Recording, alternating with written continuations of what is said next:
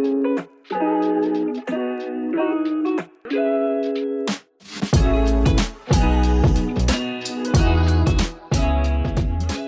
Kristen, and you're listening to Podcast and Amplify, a podcast for women entrepreneurs who want to amplify their voice and brand through podcasting and grow a wildly successful business.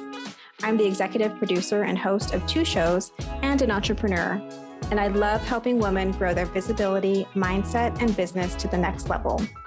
Each week, I share tips on how to launch and leverage your podcast, and I'm bringing on the very best business leaders to give you advice on how to build your business empire. Let's amplify your voice and business.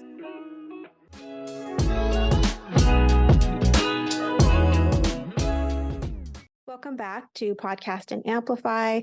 I'm your host, Kristen, and this week we're talking about how to streamline your podcast workflow and your process in order to honor your capacity, to not feel overwhelmed, to really feel like podcasting is just a part of your content marketing strategy. So I've talked about this topic in a couple of other episodes back in, I think, the 40s, 44, and I can't remember the other one, but I have talked about on the podcast before, how to podcast with ease, how much time will having a podcast take? Because when I talk to people about starting a podcast or clients as far as working with them to up-level their podcast, grow their podcast, that is the number one concern. Because as entrepreneurs, we are running our businesses, we're being podcasters, we're creating content that speaks to people, and we're doing a lot of things, typically wearing a lot of hats. Even if we do have support, we do have to commit time to creating a podcast, coming up with the ideas. If we're not editing the episodes ourselves, we still have to let our support team know, what do we want highlighted in that show? How do we want to talk about it with our community? So it does take time to have a podcast, but I want to talk about how this really awesome medium platform that you've created to share your message in a really intimate way, in a really impactful way, should really be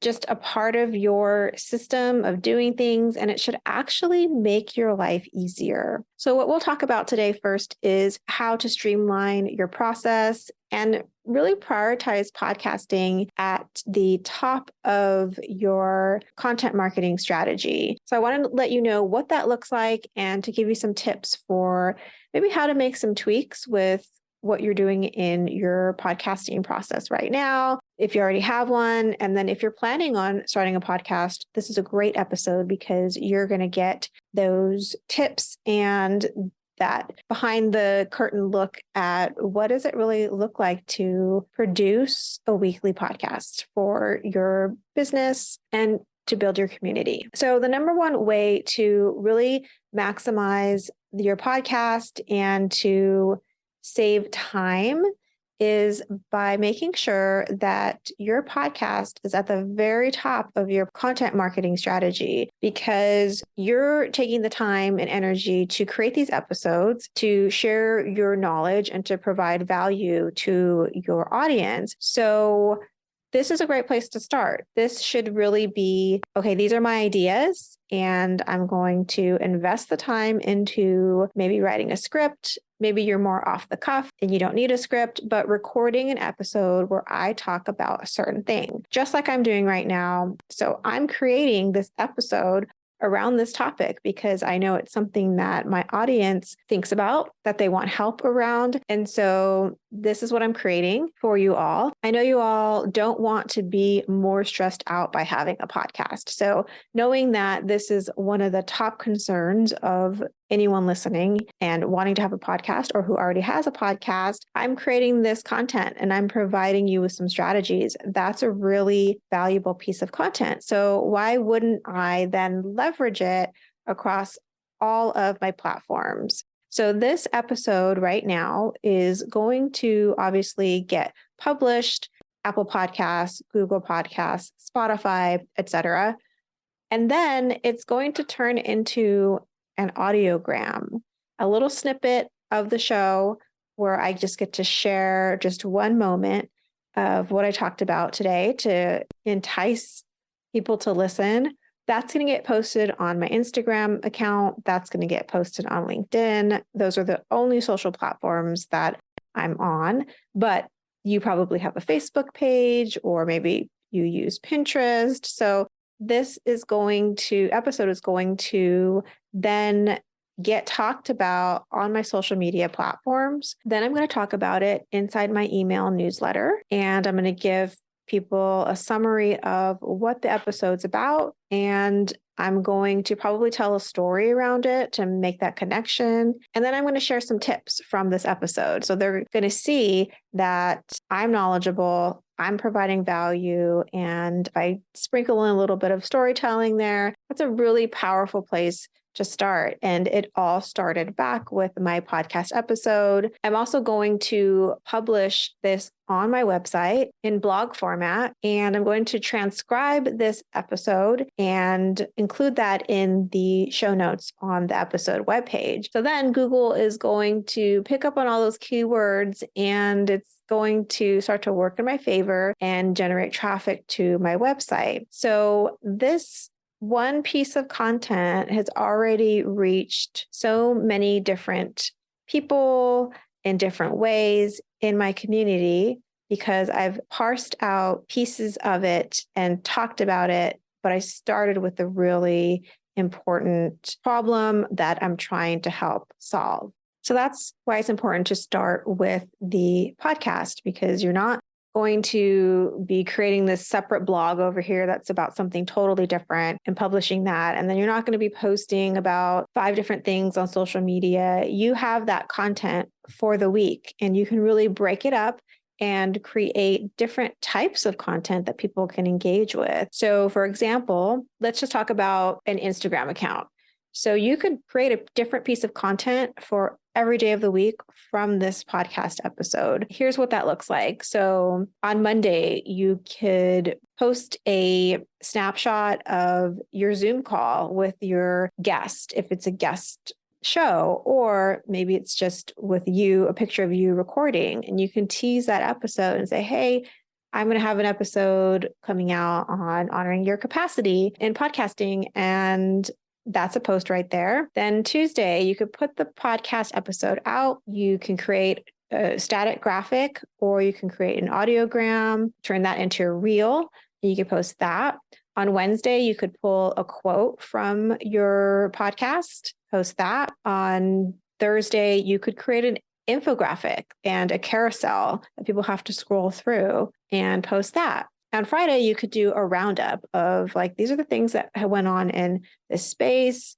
And I mean, that's even, you don't have to promote your podcast every single day, but you could, or you can use those different types of content that you've created and sort of post them. You know, maybe you don't put all of them on Instagram. Some of them you put on LinkedIn, some of them you put on Facebook, just depending on who your audience is and how they like to engage with and consume your content. So that's a way to really stretch this content. So we're really talking about repurposing here. Repurposing as an entrepreneur is your best friend, and we definitely want to be repurposing the things that we create because we put so much time and energy and heart into that podcast episode in this case, and why not just use it to its full capacity and be able to honor our own capacity by not starting over writing a new piece when we have already spent the time on this one really fantastic piece of content. So what's going to make this process a little bit easier? So I'm big on having templates. My show notes template is really important. It is set up so that when I'm listening to an episode, I can pull the information that I need and put it in the right exact spot inside my template. And the items listed in the template are formatted exactly how they will look on the web page on my website. So I start with the title, the number of the episode, a short summary. Then I have a place to put the code from my podcast host, which embeds the player. So people can play the episode directly from my website. They don't have to go to any of the apps if they don't want to. And then I have a spot for bullets about that episode. Then I have a quote. Then I have more about the guest and a spot for their links.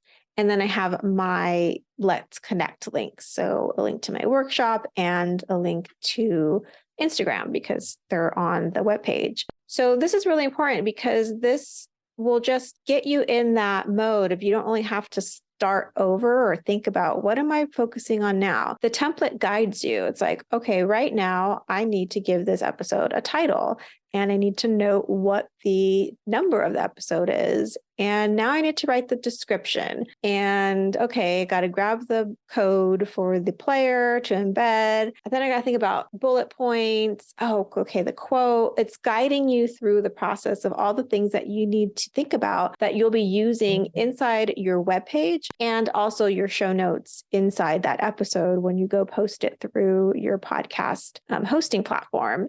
So that seems really simple, but it's very important to have this structure and have it set up. That way, you're not having to think about what's next. Also, having this template formatted the way that I just talked about, the description, the summary of the episode, that can be the content for one post. Then the bullets can be a content for another post. Then the quote could be the content for another post. So these are all pieces that you can pull out so that you're not rewriting content for other places. So what you have when you're done with filling out this template is you have content for your social media posts, your show notes, and your website all in one place. So it's easy to grab sections of it and then put that in. Hopefully you have a social media scheduler I use later, and I can pop that in there and then set it to schedule for later in the week. It's also great to have a checklist of what things you need to do. So that would include your editing process, packaging your files, uploading, creating the web page, creating the show notes, creating the graphic, creating the audiogram. So having a checklist is also really important and can be very helpful in keeping you organized. And this is really about protecting your energy, right? Because you're not having to think so much about these things. You're just kind of doing them. If you want to use your brain, it should be on things like the summary and the creating the bullets that highlight the important things about the show that would help someone just scan in and figure out, oh, okay, yes, that episode's for me. So those are the kind of places that you should be using your energy, your brain power, not in every time you do an episode, like, oh, what the heck am I doing? And what's next? So that's an approach to the overall process behind creating your podcast. And so now let's talk about some actual tweaks that you can make to your podcast that could save you time. So if you're running into the issue of, God, this just takes me so much time to edit, then there are a couple of things that you can do. One, you can use something like Descript, where you upload your episode and it runs an AI that takes out the gaps, takes out the filler words. That's going to save you time because you're not having to listen and edit each of those things out. Another thing you can do is think about, okay, how long are your episodes? If your episodes are an hour long, that means you will probably spend double the time editing it than the episode is. So for a 1 hour episode, that's going to take you 2 hours to edit at least. 30-minute episode will take you an hour. Now, that's a huge amount of time to be saving. So think about, does your episode need to be an hour long? And I say this from experience because when I started my first podcast, my travel podcast, it was very much like, let's get into the story, let's tell your journey. And it was an hour long. And it took me so long to edit those episodes. And so when I started this podcast that you're listening to right now, I was very intentional about, I need to save time. And can I get the same amount of information, give the same amount of value to my audience in half of that time?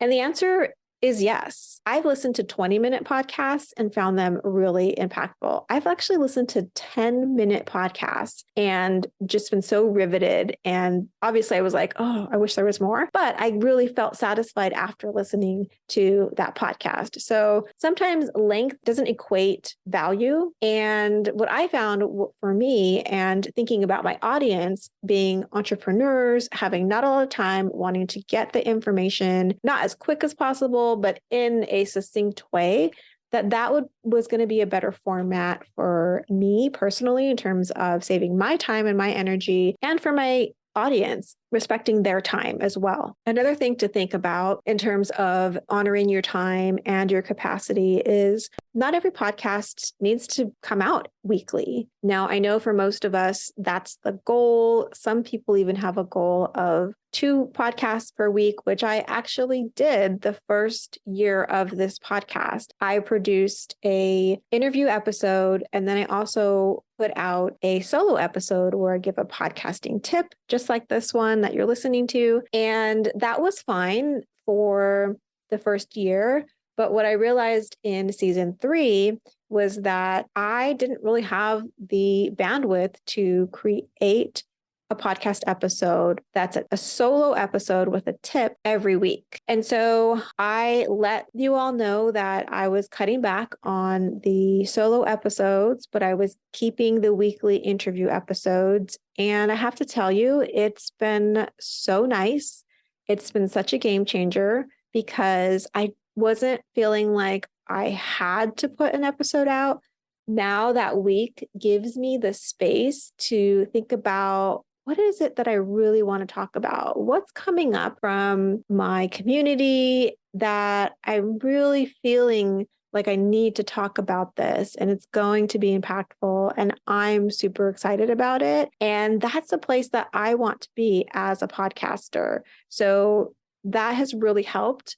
Sometimes cutting back is the best thing that you can do. And I know a lot of times we can see that as sort of like a failure, like, oh, I had this goal of putting a podcast out every week and I'm not meeting it. But I don't see it as a failure at all. I see it as honoring where you're at, your time, what you're capable of putting out there. And actually, what will end up happening is you'll end up putting out better, more quality content because you're not just scraping by with your energy to get something out there because you committed to this sort of arbitrary goal, right? You're being much more intentional about what you put out there. So you could put an episode out once a month.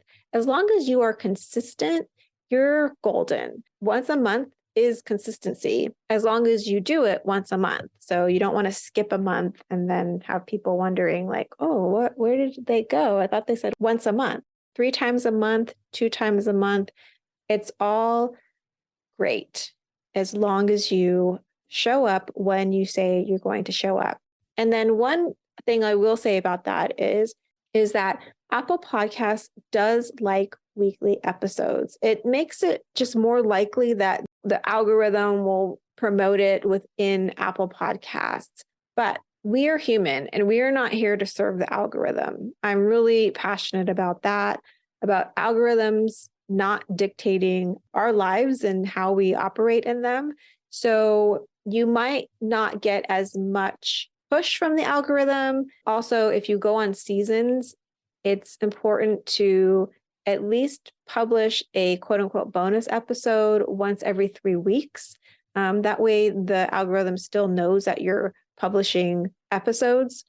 I personally think that as long as I'm being consistent, which the algorithm likes, I'm able to put out what I want and what I feel is important and valuable, then I'm not really going to let the algorithm sort of dictate how I operate. And I just don't think that's a healthy way to look at podcasting or really anything that you do in your life or your business.